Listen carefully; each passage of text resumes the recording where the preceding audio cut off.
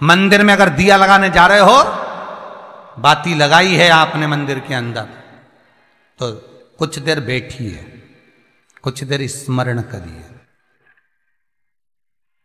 हमारे यहां तो यहां तक कहा गया है कि किसी मुर्दे को अगर जलाया भी जाता है तो कपाल क्रिया तक रुकना पड़ता है कि थोड़ा रुकिए, कोई पीछे से आकर कुछ कर ना जाए। दीप जलाएं, थोड़ी देर रुकिए। और दीप का भी नियम है महाराज, दीप का भी नियम है। दिए में जो फूल बत्ती लगती है, गोल बत्ती लगती है, गोल वाली, ये बत्ती हमेशा कोई विष्णु भगवान की पूजन कर रहे हो, शिव जी की पूजन कर रहे हो, कोई अन्य देवता का अगर आप स्मरण कर रहे हो तो गोल बत्ती लगाई जाती है। भगवान के मंदिर में पूजन कर रहे हो तो गोल बत्ती लगाएं। लंबी बत्ती, लंबी वाली जो बत्ती होती है, लक्ष्मी की पूजन में, देवी पूजन में, जितनी भी माताओं की आप पूजन करोगे, जितनी भी देवियों का आप स्मरण करोगे, उसमें लंबी बत्ती का प्रमाण है। पितरों की पूजन में लंबी बत्ती का प्रमाण है। पितरों को कभी गोल बत्ती नहीं लगती। आप मटके के पास में, परिंदे के पास में, जल के पात्र के पास में कोई भी अगर दिया लगाएंगे तो वहां गोल बत्ती रखकर लगाएंगे तो घर में लक्ष्मी नहीं टिकेगी।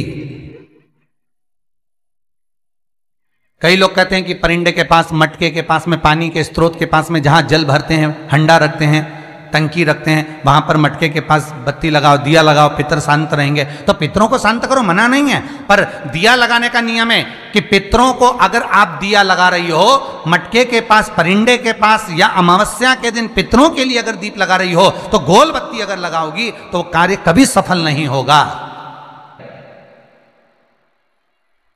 धन आएगा जाएगा, टिकेगा नहीं। इसलिए पितरों के लिए अगर दिया लगाना है, पूर्वजों के लिए दिया लगाना है, पितरों के लिए अगर दीप लगाना है तो लंबी बत्ती लगाइए, लंबी बत्ती। महाराज, लंबी बत्ती का प्रमाण हमारे यहां शास्त्र करते, गोल बत्ती का प्रमाण। और सुंदर चरित्र कहा, यदि आपके जीवन में बहुत ज्यादा लक्ष्मी से तकलीफ है, कष्ट बहुत ज्यादा है, या इसलिए शायद कहा जाता है कि भगवान को सर्वश्रेष्ठ कौन सा चंदन अच्छा लगता है। आपको पहले भी कथा में कहा, आगरा की कथा अगर किसी ने सुनी होगी तो उसमें वर्णन किया। भगवान को सर्वश्रेष्ठ चंदन कौन सा, भगवान को सर्वश्रेष्ठ चंदन कौन सा प्रिय है, वो कौन सा चंदन है जो भगवान विष्णु को लगाएं, राम को लगाएं, कृष्ण को लगाएं, वो कौन सा चंदन है जो श्री हरि को लगाया जाए। तो जीते जी भगवान विष्णु एक बार गले लगाते हैं, उसको कहते हैं हरि चंदन। कौन सा चंदन है? हरि चंदन। हरि चंदन बाजार में नहीं मिलेगा, हरि चंदन आपको बनाना पड़ेगा। कैसे बनाना है? तुलसी जब सूख जाए उसकी जड़ को निकाल लिया जाए, वो जड़ को पानी में धो लिया जाए, धोने के बाद उसको सिलबट्टे पर, पत्थर पर घिसा जाए और घिसकर उसमें थोड़ा सा कुंकू, रोली डालकर तैयार कर कर जो भगवान विष्णु के मस्तक पर, कृष्ण राम के मस्तक पर लगा देते हैं और उसकी एक बिंदी अपने हृदय पे लगा लेते हैं। जीते जी भगवान एक बार उसको गले लगाते ही हैं। हरि चंदन प्रियता। जैसे शिव महापुराण में रुद्र चंदन का भाव है, शिव महापुराण में रुद्र चंदन का प्रमाण दिया जाता है। अगर आपने लिंग पुराण पढ़ी हो तो उसका 5वां स्कंद अवश्य पढ़िएगा महाराज, और शिव महापुराण अगर पढ़ रहे हो तो उसका कुमार खंड पढ़िएगा जिसमें रुद्र चंदन का प्रमाण है। रुद्र चंदन कैसा, रुद्र चंदन का प्रमाण कैसा? तो महाराज कहा, चंदन घिसकर, पीला चंदन घिसकर उस चंदन को 3 मुखी रुद्राक्ष पर लपेट लिया जाता। 3 मुखी रुद्राक्ष पर उस चंदन को लपेटा जाता। लपेटोगे उसके बाद उसको ऐसा गोल करोगे तो एकदम चिकना हो जाएगा, एकदम चिकना, ठीक है, एकदम चिकना हो जाएगा। और उस चंदन को आप शिवरात्रि के दिन, और कोई से भी महीने की शिवरात्रि, किसी भी महीने की हो, सब फलदायी होती है। अगर आप पंचांग में देखेंगे तो शिवरात्रि लिखी हुई आती है, हर महीने शिवरात्रि पड़ती है। किसी भी महीने की शिवरात्रि पर रुद्र चंदन, अर्थात जो चंदन का आपने 3 मुखी रुद्राक्ष में लेपन करा है, उसका गोला बनाया है, वो चंदन अच्छा मोटा मोटा कर लेना, अच्छा बढ़िया, ऐसा नहीं कि थोड़ा बहुत ही लगाओ, पूरा रुद्राक्ष दिखना नहीं चाहिए, पूरा लपेट कर उसको शंकर के शिवलिंग पर ले जाकर रख दीजिए, और फिर धीरे धीरे शंकर भगवान का जल अभिषेक करना प्रारंभ कर दीजिए। वो चंदन पूरा धीरे धीरे शंकर के शिवलिंग पर डलना चाहिए। शंकर के मूल मंत्र श्री शिवाय नमस्तुभ्यम का जाप करिए। यह कहलाता है रुद्र चंदन। इस चंदन के अभिषेक से महाराज जो काम नहीं होता, आप कर कर उस कार्य को प्राप्त कर सकते हो, सिद्ध कर सकते हो। रुद्र चंदन, हरि चंदन, रुद्र चंदन, ये वो चंदन है जो जीवन का सुख प्रदान करने वाले, हरि तत्व देने। मंगल है, राहु है, केतु है, दशा बेकार चल रही है, लक्ष्मी नहीं आ रही, कष्ट बहुत है, फैक्ट्रियां नहीं चल रही, कहीं मत जाओ, मेरे शिव की शरण में जाकर एक बार शिव महापुराण को पूरी सुनो। शास्त्र के हटकर कुछ नहीं बोलेंगे, जो शास्त्र सम्मत है, स्कंद पुराण में, विष्णु पुराण में, नर्मदा पुराण में, लिंग पुराण में, शिव महापुराण में, भविष्य पुराण में जितनी जितनी बातें लिखी होती है उसको छाट छाट कर लेकर आते हैं, आपको बता देते हैं कि आप ये कर लो, उससे फायदा मिल जाएगा। कोई ज्योतिषी नहीं, कोई कुछ नहीं, बस केवल भजन करो, शंकर का अनुमोदन करो और विश्वास रखो शंकर पर, तो किसी को 1 रुपया देने की जरूरत नहीं पड़ेगी।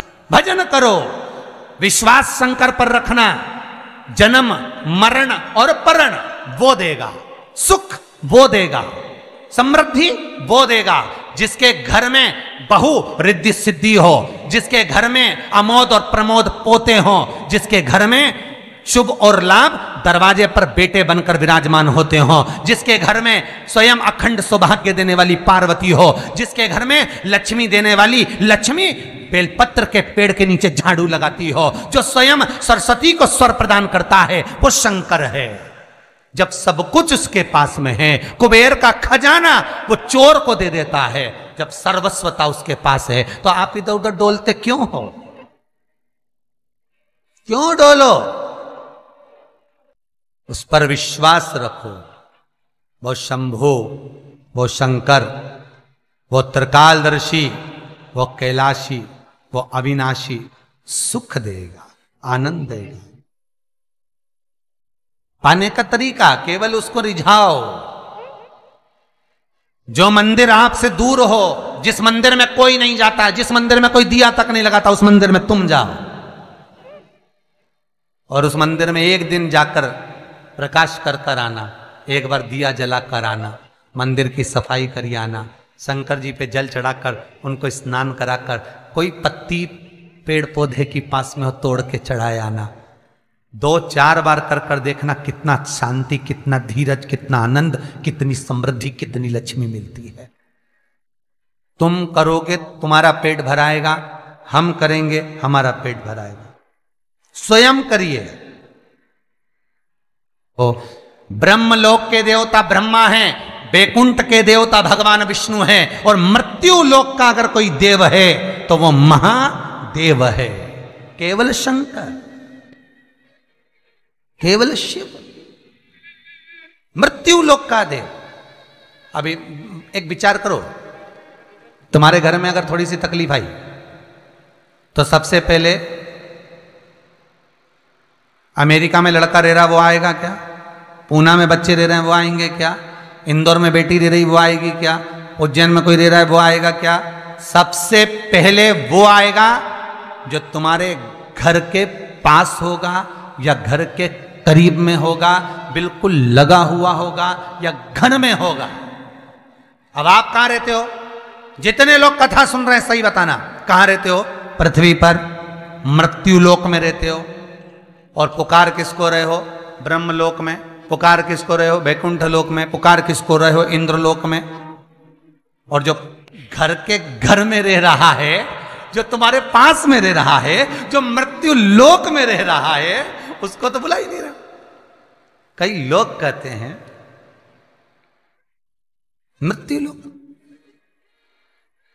कई लोगों की आदत है, पड़ोसन को तो खूब चाय पिलाएंगे, पड़ोसन की काकी के तो खूब पांव पड़ेंगे, पड़ोसन को तो चाय भी पिलाएंगे ना, इतना घूंघट रही ना, धोख भी लगाएंगे, पड़ोसन को तो खूब प्रणाम करे, पड़ोसन को तो खूब नमन करे, पड़ोस की काकी के न मौसी के न चाची के न इनके न उनके। और घर की सास को तो कभी पाँव ही नहीं पड़े, 30 त्योहार पे भी बस यही हाल है। जितना पड़ोसी है नहीं, जितना देवी देवता, सबके तो धोख लगाए, सबके ने प्रणाम